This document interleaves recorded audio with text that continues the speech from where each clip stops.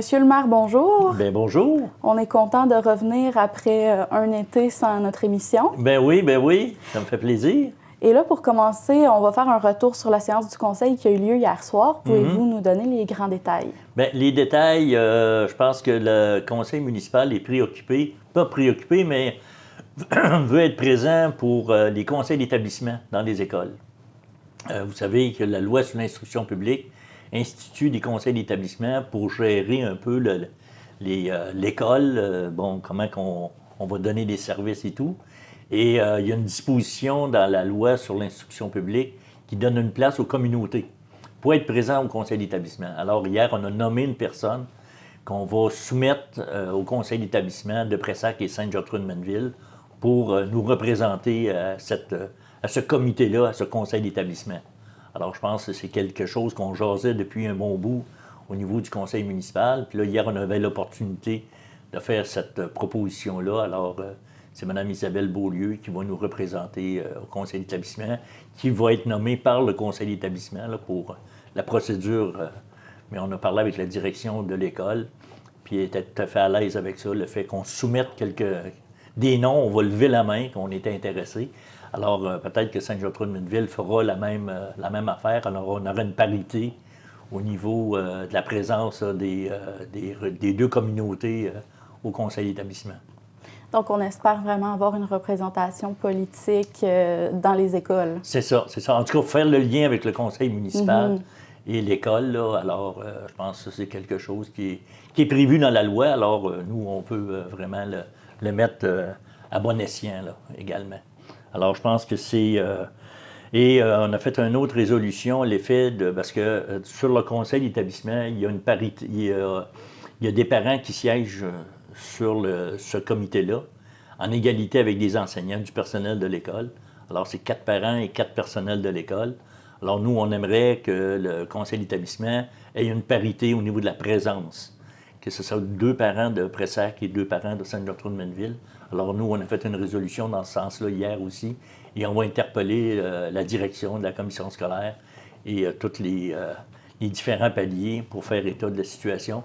Et si c'est possible qu'on puisse modifier les statuts règlements ou cette disposition-là, parce qu'on veut vraiment être partie prenante, là, que les parents puissent avoir une voix à ce conseil d'établissement-là.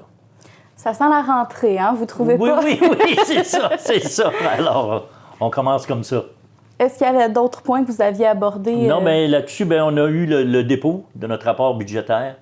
Ça, c'est une obligation qu'on a comme conseil municipal. Au 31 août, on a déposé nos budgets, ce qu'on est rendu là, dans nos investissements qu'on a fait, le budget qu'on a déposé. Est-ce qu'on suit notre budget? Est-ce qu'on dépasse ou pas? Alors, je pense qu'on est à 50 d'investissement là, dans différents projets, là. Fait qu'on suit notre budget, je pense qu'on est bien placé là-dessus. Alors, c'est une obligation qu'on a fait là, de déposer ça.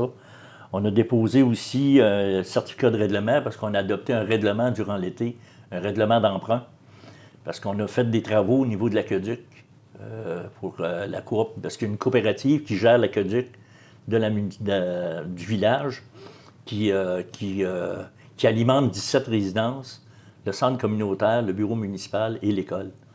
Alors, on a fait des modifications et on a travaillé beaucoup avec la coop pour avoir une entente de collaboration et qu'on puisse sécuriser le réseau d'aqueduc. Parce qu'il y avait souvent des baisses de pression et tout ça. Et les résidents disaient, bien là, avec l'arrivée du nouveau centre, on aimerait avoir de quoi qui serait plus stable.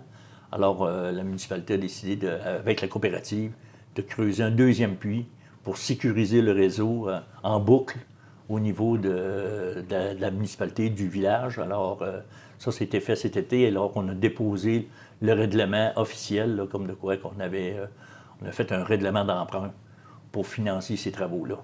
Vous parlez du centre multifonctionnel? Oui. OK. Quel impact ça peut avoir pour les citoyens au niveau de l'aqueduc? Bien, nous, on veut juste le sécuriser, là, okay. Parce qu'il y avait des citoyens qui étaient un peu inquiets en disant, bien, ça va peut-être prendre plus d'eau que d'habitude. D'accord, oui. Fait que nous, on n'a pas lésigné là-dessus. On a dit, OK. On avait une étude qui nous disait le contraire.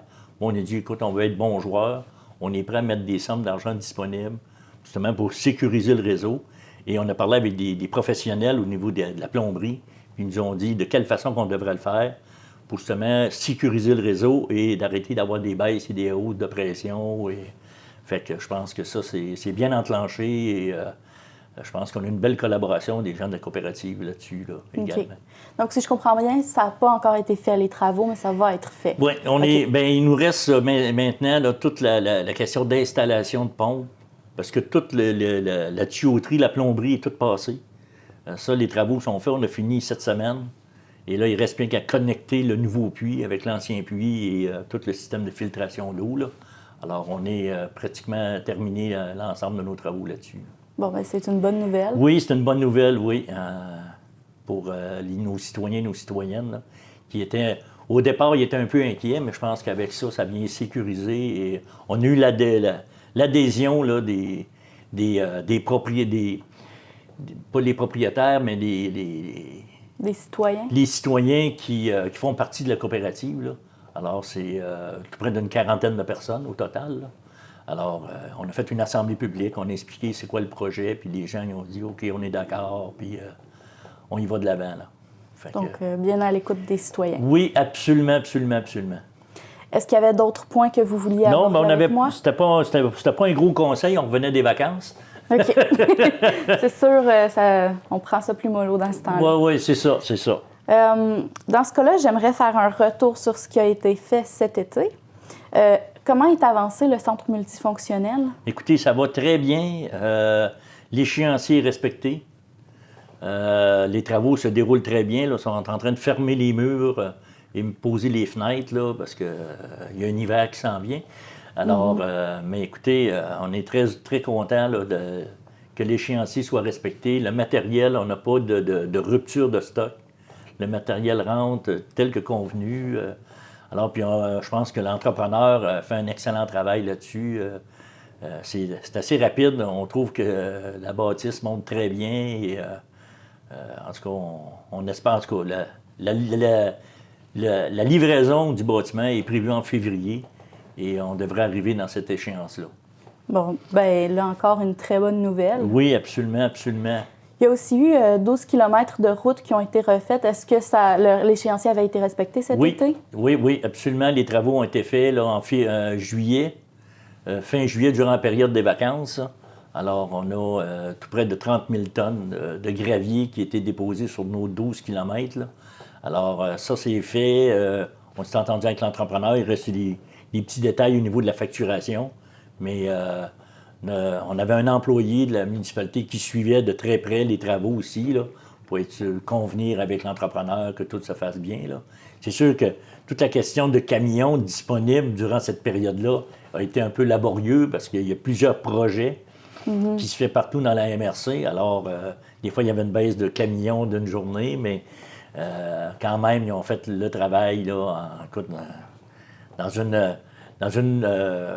un horizon d'à peu près une quinzaine de jours, entre 15 et 18 jours. En tout cas, ça s'est fait très, très bien. Et on voit que l'entreprise, là, c'est à Béton Fortin, qui est bien équipée pour faire ce genre de travail-là, assez rapide, là. Alors, moi, je reste à proximité du banc de sable, là, et j'ai vu passer des camions pas mal cet été. Ça doit. Et Colin. Bien, en tout cas, les citoyens vont être bien contents d'avoir des belles routes. Oui, absolument. Notre route va être pas mal mieux structurée, puis au niveau de l'entretien également, là. Ça, c'était les points forts qu'on voulait corriger, là. Alors, nos citoyens sont très heureux et on a mis de la poussière par-dessus. Fait que comme ça, là, ça va venir caper un peu les travaux et ça va être encore plus sécuritaire. Sinon, au niveau de l'environnement, on sait que Pressac, c'est une grande préoccupation pour vous, l'environnement. Et il y a eu la visite de Nature Québec durant le mois de mai, si je me rappelle bien. Oui, c'est ça, à la fin mai. C'est quoi les conclusions qui sont sorties de ça? Bien, écoutez, nous, on a fait... ils sont venus visiter, on a fait un plan de match, un certain plan de match pour dire quelles seront les priorités qu'on devrait mettre de l'avant pour toute la question des changements climatiques. Alors, il y a eu un sondage qui est envoyé durant l'été et les gens qui participent à cette table-là doivent répondre. Et justement, je suis contente que tu m'en parles parce qu'on a une rencontre cet après-midi avec les gens de Nature Québec et les gens qui composent le comité Les gens de l'UPA est là. Le CREAT, l'OBVT, l'Office des bassins versants du Témiscamingue.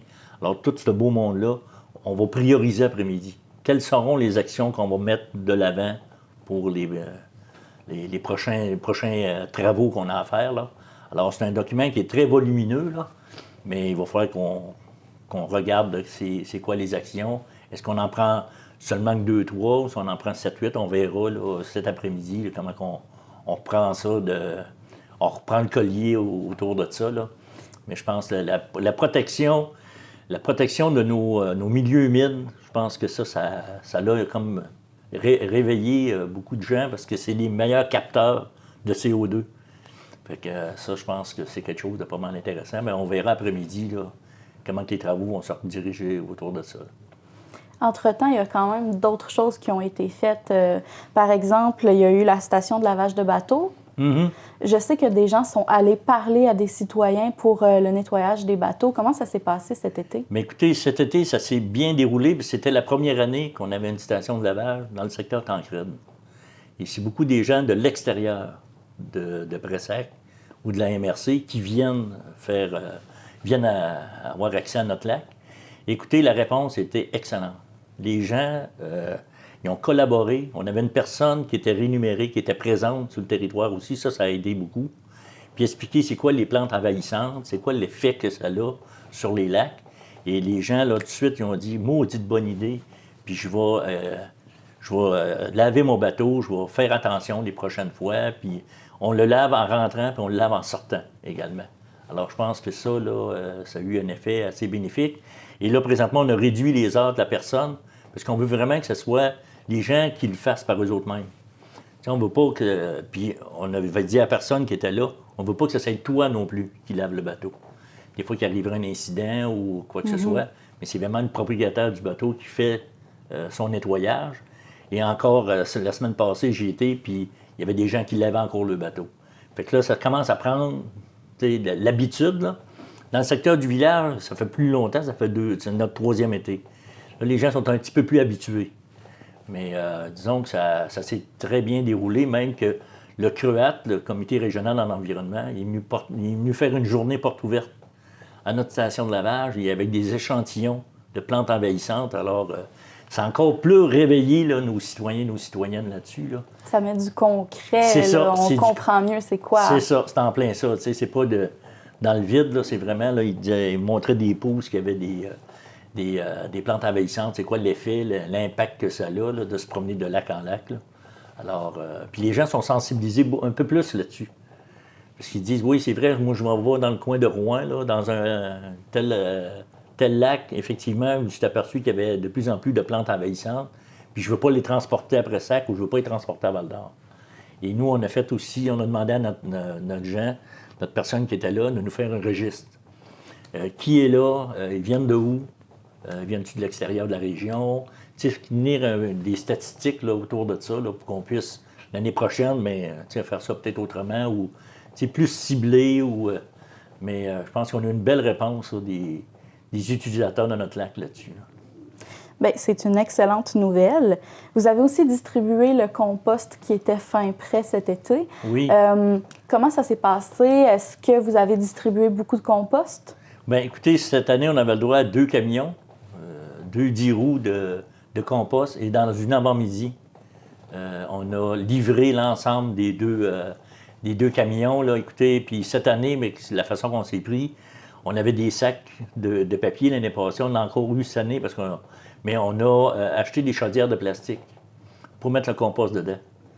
Et là, les gens, bien, à toutes les années, on va en acheter un peu de chaudière. Fait que tu arrives avec des chaudières, c'est pas mal mieux qu'un sac de papier, des fois qui peut déchirer dans la valise de l'auto. Là. Mm-hmm. Puis même les gens amenaient leur propre récipient. Puis ça nous permettait de faire un échange et on donnait les arbres aussi en même temps. C'est une journée, on donnait des arbres. Ça a été winner encore une fois. Là. À midi, tout était liquidé. Un beau succès. Oui, absolument. Les gens, là, ils viennent, puis des fois, ils reviennent une deuxième fois. Et je peux-tu revenir une deuxième fois? On a dit, s'il en reste, pas de problème. On veut vraiment là, l'offrir à l'ensemble de notre population. Écoute, c'était winner Puis il y a beaucoup de bénévoles qui ont mis l'épaule à la roue aussi, là, qui est venu nous aider pour faire la distribution des arbres et aussi le compost, là. Et notre personnel, évidemment, qui était là pour nous aider, là. Alors, c'était une belle journée de placotage aussi en même temps. Il y avait du social autour de ça. Fait que c'est un bel événement pour Pressac. Absolument, absolument.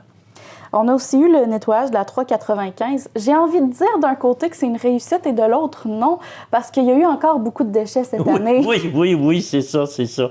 Des fois, c'est un peu contradictoire, tu sais. C'est ça. Mais il y a quand même eu 47 bénévoles et il y en a même 2 qui ont gagné des prix. Oui, c'est ça. On a fait tirer des composteurs et les gens, on avait mis les noms d'un chapeau, là. Si c'était pas, il n'y avait pas de concours, rien.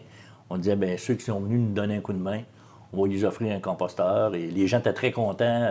J'ai même fait la livraison moi-même de quelqu'un qui n'était pas avec nous sur l'heure du midi. On a fait le tirage, mais il m'a dit, j'ai gagné, tu peux-tu me l'emporter chez moi? Fait qu'il reste pas à proximité. Fait que j'ai été mis, t'es bien content, là. Mais ça aussi, c'est une réussite.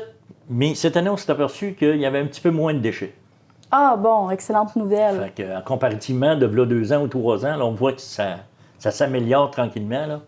Mais c'est sûr qu'avoir eu plus de bénévoles, on aurait fait plus de terrain, là, évidemment, mais je pense que les gens sont de plus en plus sensibilisés là-dessus. Et cette année, on pensait beaucoup ramasser des masques, parce que, tu sais, on était dans la période de confinement, mais étrange, on n'a pas beaucoup ramassé. Bon, ben c'est une bonne nouvelle, ça aussi. C'est une bonne nouvelle. Mais il y a encore des gens là, qui jettent par la fenêtre là, objets de bière, canettes énergisantes. Et là, 2 ans, il y avait des gens de la mine La Ronde qui étaient venus nous donner un coup de main pour les avoir envoyés dans le secteur. Et ils ont été surpris de trouver qu'est-ce qu'il y avait dans le fond du fossé. Même le directeur de la mine a passé un message. Et cette année, ils n'ont pas ramassé pas mal moins. Près de la moitié. Fait que là, il dit le message passe tranquillement. Les gens conservent le déchet, puis quand ils arrivent dans une boîte de récupération ou à la poubelle, bien, ils le déposent là. Ils ne le déposent pas dans le fond du fossé, là. Fait que déjà là, on voit une amélioration. Puis souvent, on a une boîte à lunch. C'est facile de dire, OK, je mets mes déchets dans la boîte à lunch, puis j'attends d'être proche du recyclage. C'est ça, c'est en plein ça. Fait que on fait de la sensibilisation aussi là-dessus, là. Au niveau de la culture, il y a eu le Sentier des Contes qui a commencé en juillet. Ça a été organisé par la bibliothèque. Est-ce que vous pouvez nous donner quelques détails? Bien, écoutez, nous, on l'a installé dans le secteur du parc Tancrède. Le sentier est là. Alors, durant tout l'été, là, les gens pouvaient circuler puis faire le conte en même temps. Et nous, on a eu, on en parler un petit peu plus tantôt, mais la fête festive en août dernier. Et les enfants faisaient aussi la tournée du conte en même temps. Là. Alors, c'était une pierre deux coups, là. Fait que ça a fait découvrir aussi là, toute la culture que la bibliothèque a organisée, puis c'était bien organisé également. Là. Fait que, super. Il me semble que l'histoire, c'était d'Élise Gravel, ça se peut-tu? Oui. OK. Bon, ben c'est une auteure assez connue au Québec. Oui, c'est ça. Fait que je sais que dans plusieurs municipalités, là, je voyais qu'il y avait des circuits des contes qui étaient un peu installés. Là, fait que... Oui, je pense que ça a été avec le club de lecture d'été TD. Oui. Est-ce que vous avez le club à la bibliothèque de Pressac? Non, on n'a pas le club, mais c'est vraiment les gens de la bibliothèque. Là. OK. Mme Marcille là, qui prend ça en charge et a fait un excellent travail. C'est une de nos bénévoles depuis tout près de 20 ans là, qui s'occupe de la bibliothèque. Puis, et ça, on va dire comme on dit, et ça coche.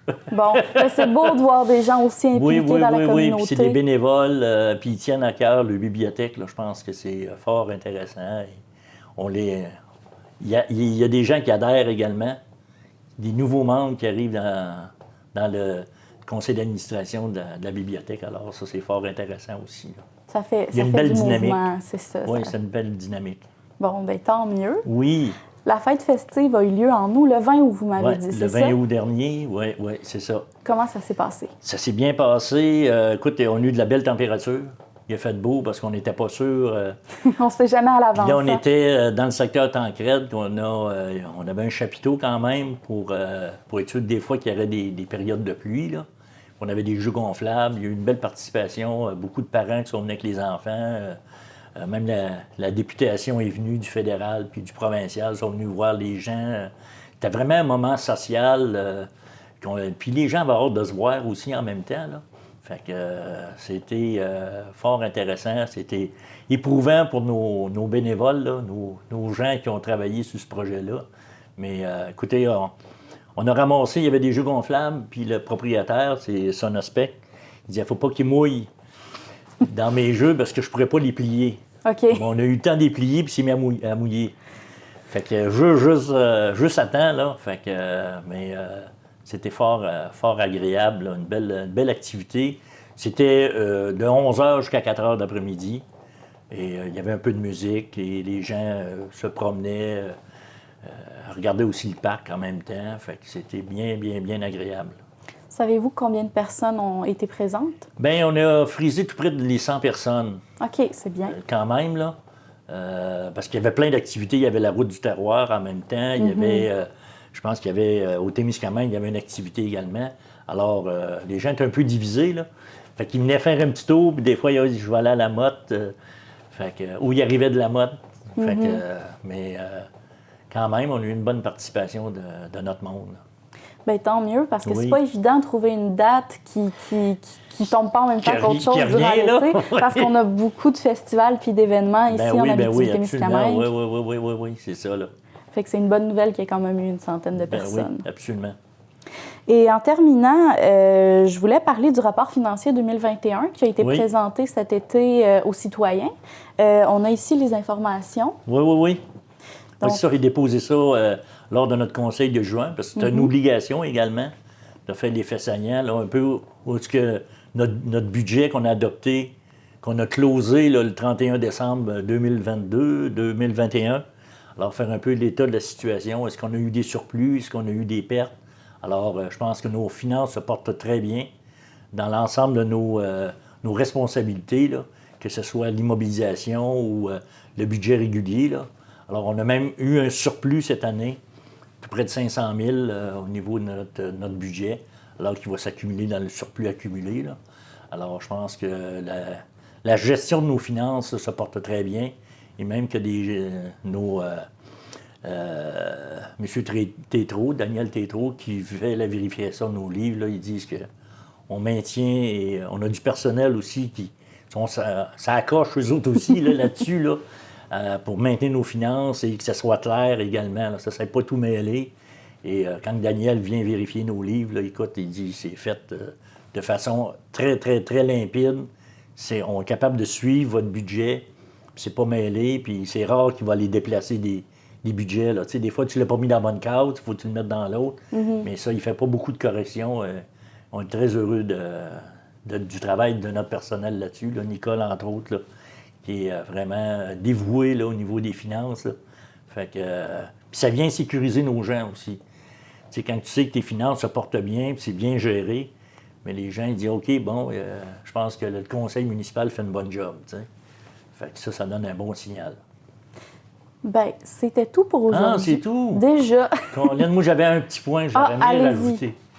Cet été, on a socialisé. Notre agent de développement a mis en place un club de balle pour les jeunes de 8 à 12 ans et pour les adultes mixtes. Et ça a eu un effet super intéressant. Écoute, les jeunes, on a lancé ça. Manon vient, notre agente de développement, elle dit « Donald, ça me tente de lancer ça au mois de mai, bon, voir s'il y a des jeunes qui sont intéressés. » Écoute, il y a 12 jeunes qui sont prêtés au jeu, entre 8 et 12 ans. Et on avait 2 personnes pour les accompagner, pour les expliquer un peu les rudiments du baseball. Puis il y avait des jeunes qui n'avaient jamais joué de leur vie à la balle. Puis c'était tous des jeunes qui vont à la même école, puis qui se côtoient. Mais durant l'été, ça tombe dans un moment vide. Écoute, c'était la réponse là, instantanée. Les jeunes ont participé tout l'été. Même les journées, c'était les jeudis, les journées de pluie. Les jeunes appelaient, ils disaient « On peut-tu jouer samedi à la place? » Parce qu'ils avaient tellement aimé ça. Puis à fin septembre, début septembre, c'était la dernière joute. On a remis un petit prix. Parce qu'on a pris des photos durant l'été des jeunes. Puis on a fait un petit montage. Puis on lui a remis une médaille avec le photo de joueurs de baseball. Alors, ils ont beaucoup apprécié. Puis ils ont dit l'année prochaine, on est là. Il y avait même un petit bonhomme de 6 ans qui voulait jouer. Parce que c'était 8 ans. Ils ont dit on va aller dans dans cette tranche d'âge-là. Puis il dit, moi, à 6 ans, je pourrais jouer. Fait qu'ils nous ont permis de jouer un petit bout, là, tu sais. Puis, fait que ça, c'est notre relève. Ben oui. Puis au niveau des adultes, mais c'était le vendredi soir. Écoute, la dernière joute qu'on a fait, le 2 septembre, on était au-dessus de 30 joueurs. Wow! Ah non, puis c'est vraiment social, là. Écoute, pas de chicane sur le terrain, puis on a des règlements à peu près, là. Je te tire, je te pousse, là.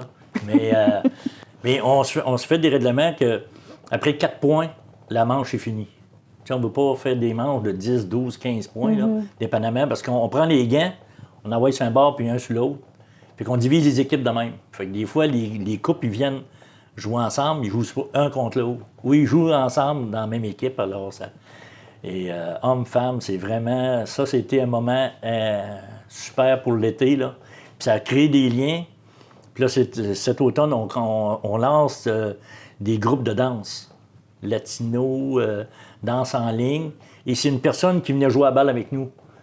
Elle dit, moi, j'aimerais ça donner des cours de danse. Fait que là, nos 2 agents de développement étaient là. Ils ont dit, ben Colin, pourquoi pas? Fait qu'elle va donner des cours de guitare, des cours de danse. Fait que là, ils mettent ça en branle là, pour octobre-novembre, la période creuse là, de l'automne. Oui. Fait qu'on va continuer à faire bouger notre monde. Et, fait que ça a créé tout cet engouement-là. Puis ça faisait longtemps qu'on ne s'était pas vu, là. Alors, la mère s'est prêtée au jeu, là. Disons qu'ils ont bien ri de moi aussi en même temps. J'ai encore des courbatures. Mais c'était très agréable. Alors, Manon, merci d'avoir mis ça en branle. C'était vraiment super comme activité sociale, là. C'est beau de voir à quel point les gens embarquent après SAC. Ah oui, c'est incroyable. Puis on a nos vendredis pizza qu'on a repartis. Et ça aussi, avant ça, on était dans l'ancien centre. On avait à peu près 40-45 personnes. Et là, on est au sous-sol de l'église, on a monté à 85 personnes qui sont présents, qui viennent socialiser, qui viennent manger une pointe de pizza, puis ils viennent jaser en même temps. Puis après ça, nous, on va jouer à la balle à 7 heures. Mais là, on a terminé parce que les journées sont plus courtes. Fait qu'on n'a pas le temps de jouer bien, mais l'année prochaine, on va reprendre ça, c'est sûr. C'est une belle activité sociale. Absolument. Donc là, est-ce qu'il y avait autre chose? Non, c'est tout. Je pense qu'on a fait pas mal de tour. Là. Excellent. Bien, merci beaucoup d'avoir été là. Bien, merci. Merci de l'invitation. Au plaisir. Au plaisir.